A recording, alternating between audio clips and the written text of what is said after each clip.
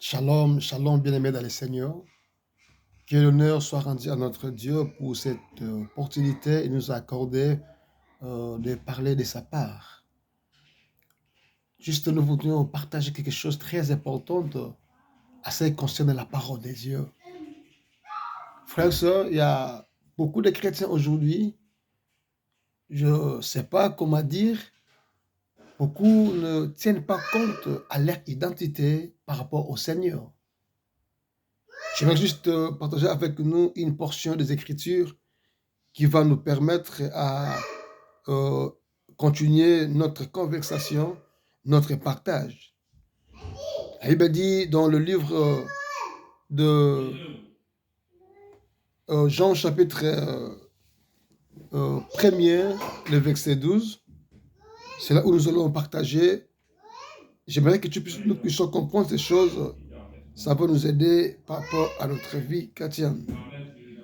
Nous sommes dans le livre de Jean, chapitre 1er, le verset 12. C'est très important, c'est très important, c'est très important, frères et sœurs. Écoutez ce que la Bible dit. Mais à tous ceux qui l'ont reçu, à ceux qui croient en son nom, elle a donné le pouvoir de devenir enfants de Dieu. Lesquels sont nés, 13, ni du sang, ni de la volonté de la chair, ni de la volonté de l'homme, mais de Dieu. Ça, c'est l'apôtre Jean. Il nous dit ces choses. À tous qui l'ont reçu. Nous savons très bien que l'évangile au Christ, premièrement, d'abord, était venu pour les Juifs. Malheureusement, ils n'ont pas cru à Jésus. Et le Juif pensait, il attendait un Messie qui viendra avec l'autorité, avec force, pour libérer son peuple d'une manière naturelle. Mais du coup, il remarque qu'il y a le Messie qui vient, un homme simple, avec la simplicité, un Dieu qui a pris corps charnel. Et du coup, les Juifs n'ont pas pu croire à Christ. Juste, ils ont négligé le salut. Raison pour laquelle Jésus avait tourné le dos aux Juifs et ouvre son champ d'action à tout le monde.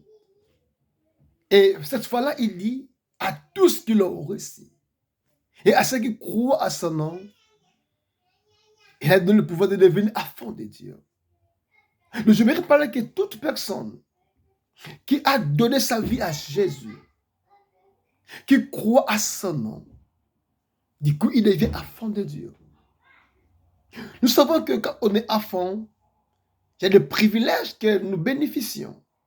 Dans nos maisons, lorsque les enfants ont une communion avec son père, en fait, il y a des bénéfices, il y a des choses que le père ou les enfants vont bénéficier. Il y a le droit des enfants et les devoirs des parents. Tout enfant a besoin de rester avec ses parents, écouter sa voix. La Bible dit ceci à tous ceux qui l'ont reçu et à ceux qui croient à son nom, ils ont le pouvoir de devenir enfants de Dieu. Lorsque on est enfant de Dieu, nous bénéficions d'abord à parler avec Dieu, la communion. On n'était pas enfants de Dieu, nous sommes devenus enfants de Dieu par Jésus. On a le privilège d'écouter Dieu étant notre Père. Mais aujourd'hui, la plupart des hommes, la plupart des chrétiens, ils n'aiment pas développer eux-mêmes la communion avec leur Dieu. La communion avec Dieu. Raison pour laquelle beaucoup oublient.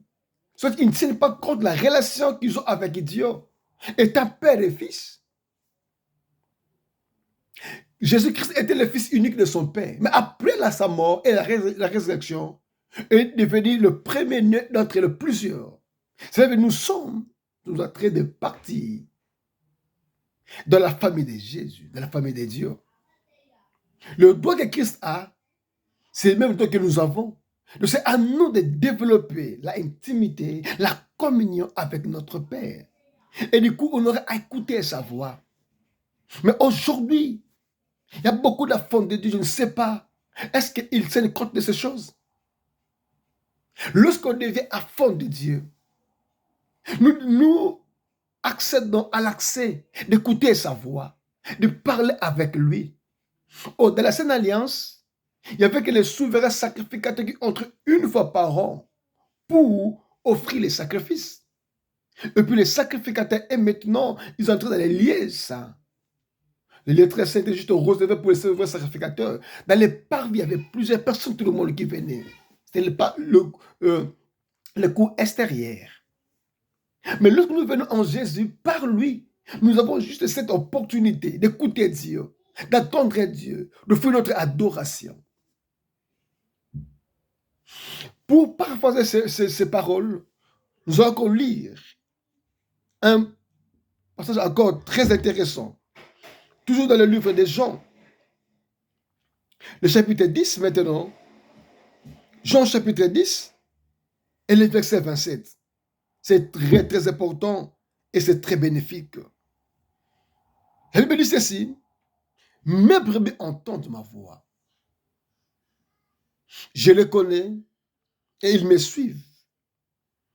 Je leur donne la vie éternelle et ils ne perdront jamais et personne ne les ravira de ma main. J'ai aimé le verset 27. Mes brebis entendent ma voix et elles me suivent. Frères, sœurs, vous qui me suivez à la télévision, partout où vous êtes, si tu es la brebis de Dieu, si tu es enfant de Dieu, tu as aussi droit à écouter la voix du Seigneur. Mais aujourd'hui, on laisse les autres attendre Dieu à notre place. Aujourd'hui, on laisse les seigneurs, on laisse d'autres personnes écouter Dieu à notre place. Frère, la manière dont Dieu parle aux autres, si tu prends conscience toi aussi, tu peux s'approcher de lui. Dans la prière, Dieu aussi peut te parler parce que tu es sa brebis. Au moins que tu sois un bouc. Mes brebis entendent ma voix. Si tu es la brebis de Dieu, tu peux aussi écouter la voix du Seigneur. Aujourd'hui, avec l'affaire de prophète, j'ai le ministère prophétique, mais la manière dont les choses sont en train d'évoluer à l'instant, c'est tellement très bizarre. Pourquoi? Il y a beaucoup d'enfants de Dieu, ils ne donnent pas la peine d'écouter la voix du Seigneur. Ils ne donnent pas la peine de s'approcher de Dieu, de lire la Bible, de prier, d'intercéder, de développer l'intimité avec Dieu. Frère, quand tu es la brebis du Seigneur, enfant de Dieu, tu peux aussi l'écouter. Jean chapitre 10, verset 27, il est écrit, mes brebis entendent ma voix. Entendent ma voix. Frère, la manière dont Dieu parle aux prophètes, il peut aussi te parler. La manière dont Dieu parle aux apôtres, il peut aussi te parler. Il suffit seulement que tu développes cette intimité avec Dieu. Combien de gens ont le fait acheter leur délivrance? Ça fait trop mal. Pourquoi? C'est comme disait un pasteur, on nous a laissé le testament. Mais du fait que beaucoup de gens, ils laissent d'autres personnes lire le testament à leur place. Tu ne parles pas le latin, mais on te lit le testament dans la langue latin et tu arrives à comprendre. La Bible, c'est notre testament. C'est l'alliance que Dieu a fait avec nous. Pour nous, ceci, les bénéfices de l'alliance, toi aussi tu peux être les bénéficiaires. Mais comment on vous fait bouffer de l'argent comme si on achetait la délivrance, comme si on achetait des prophéties? Frère, c'est le temps que nous puissions développer l'intimité avec Dieu. Franchement, ça fait trop mal. Il y a beaucoup de fois de Dieu, ils n'arrivent pas à prier eux-mêmes. Ils n'arrivent pas à lire le livre de Bible eux-mêmes. Ils laissent d'autres personnes le faire à leur place. Raison pour laquelle ce qui est ton droit, on te fait payer. Oh Dieu, qu'il nous fasse grâce, frère et soeur. Si tu es la brebis de Dieu, tu écouteras sa voix. Si tu es la brebis de Dieu, mes brebis entendent ma voix et ils me suivent. Je nous conseillerais de prendre le temps de prier, de méditer, de se concentrer. Le Dieu qui parle aux prophètes, qui parle aux ministres, le même Dieu, il n'est pas seulement notre Dieu, c'est aussi notre Père. Il peut aussi nous parler. Que Dieu vous bénisse.